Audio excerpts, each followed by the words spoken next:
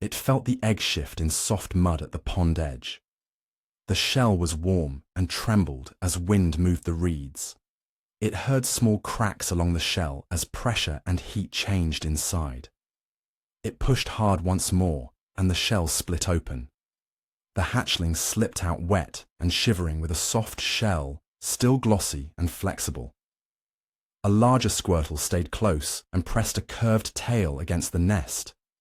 The tail blocked. The hatchling felt its shell was soft and its body still compact. It could not dive deep or swim fast yet. Shallow swimming in quick bursts let it feed on algae, but those moves left it exposed. It saw a Pidgeotto circling over the reed bed and watching for movement. The hatchling understood it could not rely on speed or deep cover. It had to stay close to its mother to survive. The hatchling felt the pressure rise fast. A float cell slid through the nearshore water. Its sudden wide wake tore through the shallow plants. The current shifted where it passed. It pulled at the small limbs of the hatchling and scattered the thin algae mats they fed on. The hatchling heard a Pidgeotto call above and saw it angle closer. The approach of the float cell pushed hatchlings out of their tiny hollows into open shallows. The hatchling knew one mistake could mean being taken. She moved slowly into the reed clump and nudged the hatchlings one by one. She put her body between them and the open water to block the wind and waves and turned them toward thicker stems. She watched them push in short, match strokes, paddle a little, tuck, and slip sideways into the reeds. The roots held the mud and the water around them calmed enough for the group to settle. She guided the young into a deep patch of reeds where the stems grew close and the mud was soft enough to let them bury part of their bodies. She watched the hatchlings press low and push their shells into the mud. They used quick, short pushes to shuffle along the base of the reeds. She knew staying tight to the cover cut time in open water and made it harder for birds or fast swimmers to reach them. She saw the solution work for now. The floatzel skimmed along the reed edge with its nose in the water, but it could not reach the hatchlings pressed low in the stems. The Pidgeotto circled higher and then moved on when it found no clear target. One hatchling that had nearly been swept free felt the mud hold and wriggled back beside her. She understood they were safe for the moment and could feed in short, protected bursts. The hatchling knew safety here was temporary. It knew tides, storms, and seasonal floods could change the currents and the reed cover with little warning. It rested, breathing fast, watching the water move through the reeds while its mother kept a careful posture. It knew a harder shell and stronger limbs would take time to grow. For now, survival meant staying close to shelter, moving quickly together with its mother, and keeping constant watch for the next change in the pond. Squirtle moved from the shallow nest toward a line of rocks and reeds. He watched the other juveniles use longer strokes as they tested the new water. A dark shape moved across the sun, and he saw the group draw closer together. His heart beat faster. He paused in the water and did not know whether one juvenile left the nest with the others to feed on exposed rocks and in shallow channels. It found richer bites there, but the swims were longer and its endurance was limited. It could not rely on its shell for long dives. From the water, it watched a Firo hunting over open water. Firo made fast passes that forced quick decisions. Each rush from above scattered the group and reduced their feeding time. As afternoon moved toward dusk, the juvenile heard the wing beats change and watched a new threat arrive. A golbat. It hunted low and silent, flapping into shadows and making sudden drops. The juvenile pushed into clearer channels to dodge the swoops. Feeding became irregular and inefficient. It spent more time fleeing than biting. He saw the reed tangles bend the light and slow the water at the surface. The stems opened narrow lanes and pockets of calmer water. That thin edge changed the choices before the group. He felt the shift in his head. A new plan formed. Move sideways, not straight. He adapted quickly. He began making short, deeper bursts into the reed edges instead of long sprints across open rock. He moved sideways along the stems to make staggered targets. When a wing or a shadow came close, he flipped into a tight shell turn and pivoted his body to use his beak or bite. He saw that the moves matched the habitat and that he could repeat them. Firo watched the pattern continue. When it came back, it could not find a single easy target. One juvenile folded into the reeds and hid. Another turned its shell and forced a miss.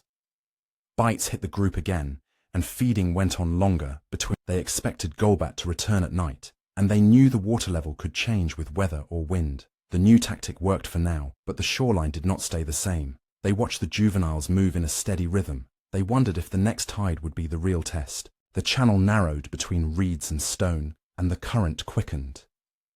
Wartortle felt the pull on his limbs with every stroke. He saw the deeper blue where the water left the shallow edge. His shell showed new ridges, not full armor yet, but thicker than before. Food lay past the faster water. He knew he had to move now, or he would miss the feeding rocks. Wartortle knew the deeper channel meant longer swims and longer dives. His body was still learning that work. He could not hold his breath as long as an adult. Early calcification of his shell added weight and made each stroke use more energy. The gap between the shore and the food left him in open water and exposed. Each extra second under pressure raised his risk of exhaustion. Wartortle moved along the submerged ledges covered in algae. He saw a kingler patrolling the rocks and snapping at anything that touched them. He pushed toward a feeding shelf, and the crab lunged, pincers opening through the current. He had to divide his effort between holding position and dodging hard, sudden strikes. The surge of water and the reach of the crab forced him into wider arcs and wasted his breath.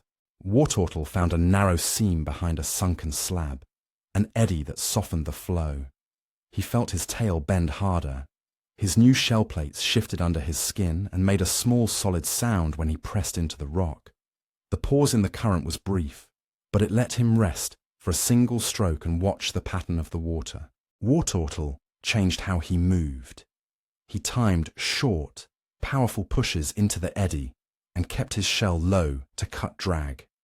He held his breath, dove deeper through the fast band, and used tail sweeps to steer around the kingler's line. When the current eased, he pushed forward in synchronized bursts, then slid into cover to breathe. His thicker shell and stronger limbs made those bursts longer than before. It worked. Wartortle reached the algae shelf and scraped food from the rock before the kingler could close its claw again. His chest ached and his tail trembled. He surfaced with more breath left than a week ago. The shell had a small chip where a claw had glanced off. He understood the new plates could take blunt hits. For now, the deeper channel was passable. Wartortle watched the river and understood the season would push the water harder in the nights ahead. He saw a distant shape moving on the bank. The shape breathed hot air and walked in long strides. An arcanine patrolled the shoreline and left prints in the mud. Wartortle tucked into the next eddy, watching the flow and the land at once. He knew every change in the water would test his growing strength. The tide turned and the channel narrowed. Wartortle felt the water pull at its shell and tail. Shadows between the rocks grew shorter as water rushed through the boulders. Wartortle knew this part of the shoreline had sudden surges. The crevices would now hold it for less time. Wartortle sees larger aquatic hunters patrolling the channels. It watches a ferroligata move low along the boulder line. The ferroligata forces water into narrow seams. Wartortle feels the currents push water into its hiding spots. The shelter windows shrink. It cannot stay hidden as long. Wartortle knows the ferroligata has big jaws and speed that make every exit from cover dangerous. Wartortle felt the current shift again, stronger and colder. He watched ferroligata lunge into the channel with a single strong strike. Wartortle tried to brace, but a side surge hit him and knocked him backward. Water slammed his shell against stone. For a moment, he saw the back slope of the crevice open, leaving his soft flank and head exposed to teeth and impact. Wartortle noticed a pattern in the water. The surge came in beats, not one steady push. It felt eddies where the water slowed between two boulders. A narrow seam left just enough room to wedge its rounded shell. The small space gave it a new option. It understood it could hold tight instead of fleeing. Wartortle turned its shell outward and drove its tail hard, each sweep a short, controlled shove against the current. It backed into the seam and pressed its shoulder plate into the stone, feeling the rock hold against its shell. The tail held its body in place. When Feraligatr reached in, Wartortle met the bite with the shell edge and a quick outward ram. It knew these moves traded speed for leverage and cover. Wartortle heard the predator snap and felt it slide along his shell, but it could not pry him free. He moved his tail with each surge, changing the angle of every sweep, and the wedge held. Small scrapes marked the shell, but his hold stayed firm. For now, the crevice kept out both the current and the predator. The channel is quiet for now, but Wartortle expects tides and hunters to push again. He eases out to test nearby gaps and to map the next shelter. He watches rocks, currents, and rival predators redraw safe spaces along the shore. He knows survival must repeat and change with every tide. The young Wartortle felt its body grow heavier with each step across wet rock and sand. The shell plates were thickening at the edges, and small knots of bone showed under the skin. Moving on land was slower now. A line of boulders it used to reach in a single burst of speed lay farther away. The tide pulled at its feet. It understood one clear thing. Speed was leaving, and shelter would be harder to find. It feels the heavier shell and the added weight on its back, and it moves slower on rock and sand. Quick, short sprints are no longer possible.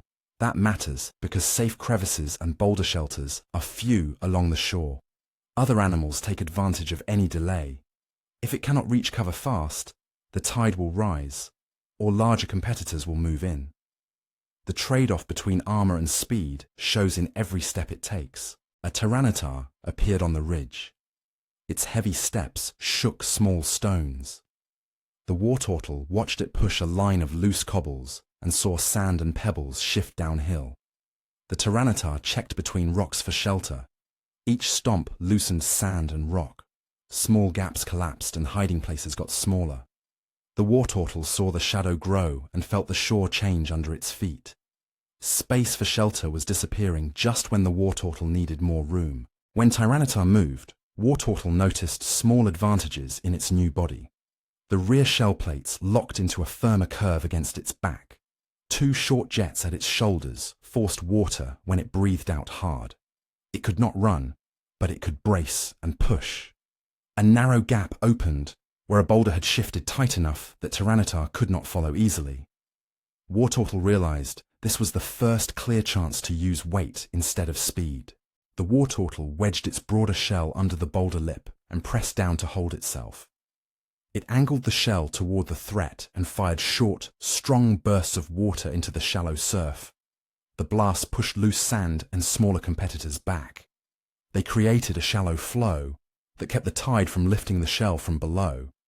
It used its extra weight to hold position and its water bursts to clear the space around the shelter. Wartortle watched the Tyranitar test the wedge and then turn away, unwilling to pry at the heavy, braced form. Wartortle's water pulses drove back smaller rivals that tried to slip into the gap. It felt its breathing slow and its limbs settle into the effort. It realized its thicker plates gave it an advantage now. It could hold a shelter on the shoreline it could no longer reach by speed, and the water blasts let it hold the site for the moment. The immediate danger had passed, but the shore kept changing. The tide would rise higher by afternoon, and armoured rivals like Agron were known to patrol the headlands. Wartortle understood that staying in the kelp mass would keep it safer for a time, and that its growing water power would open feeding zones in deeper kelp. It settled deeper into the wedge and watched the moving line where sea met stone, ready for the next pressure on its new body. The shoreline widened into open water, where the kelp began to thin. Blastoise felt the change as a long pulse through the surf. Far offshore, a Gyarados rose and rolled its massive body toward the kelp line. Blastoise felt his breathing tighten. He knew the kelp beds were both food and shelter. Now, a larger presence was cutting at the edges of that zone. Blastoise knew open water predators were the main danger. He watched them at the edge of the kelp and listened to their movement in the water. A long chase could force him out of the kelp and into exposed water. He felt direct collisions against his shell and limbs. Each impact tested how long he could keep pushing and hold his ground. He understood the real threat was not just the first hit, but the repeated force over time. Blastoise watched the Gyarados. It did not simply pass. It thrashed the surface and drew attention. Waves grew uneven. Fish scattered, and the kelp came loose from the rock. Blastoise felt the change in the current and heard the water slap.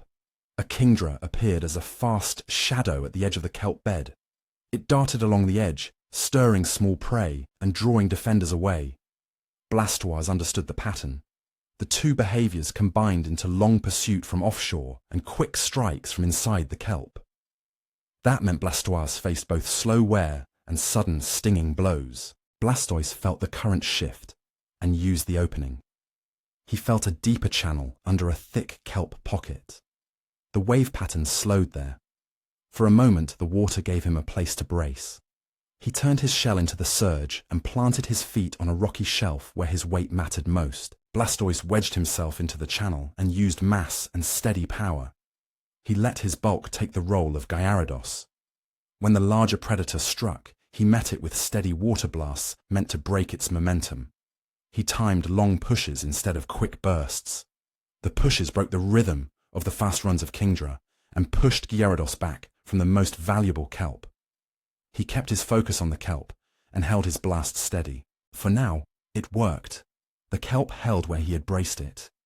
He watched the Gyarados roll away in a long circle, avoiding the constant pressure. He saw the Kingdra pull to the fringe and hunt smaller pockets. He felt scrapes on his shell, and a water jet left a long bruise on his limb. But he kept the feeding ground and the kelp that sheltered juveniles. Blastoise watched the ocean and felt it change. Farther out, the currents tightened. A deeper swell moved toward the shore. The kelp line shifted again under the new force. Blastoise moved with it, heavier and slower, ready to use endurance and weight when the next strong wave tested the hold.